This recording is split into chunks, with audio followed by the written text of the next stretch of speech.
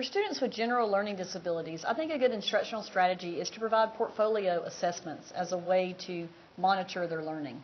And some sources for this were the textbook. It had some good information about that, as well as an article in Teaching Exceptional Children by Mr. Saland. It's teaching students math problem solving through graphic presentations.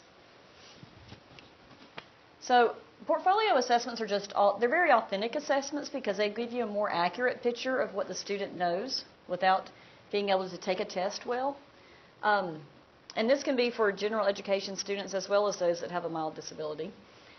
A collection of samples of a student's best work gathered over a period of time is the definition that's found in our textbook for an authentic portfolio.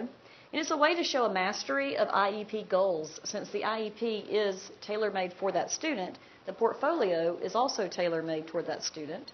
And so you're seeing if the student has been reaching the goals that are set forth in the IEP. Some considerations for portfolio assessments would be to make sure that you identify the goal.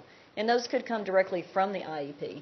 And determine the type of portfolio that will be used. Is it going to be a showcase? Is it going to be reflective? Is it going to show a process that the student has learned?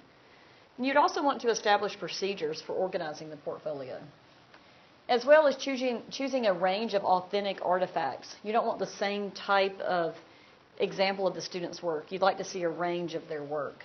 And it also, of course, needs to relate to the goal or the objective. Reviewing and evaluating the portfolios periodically will make sure that everyone's on the same page with that learning.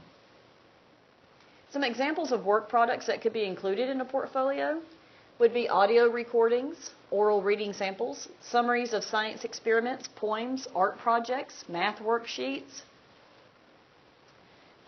And a portfolio assessment, I really believe is good, again, for the general education population as well as those with learning disabilities.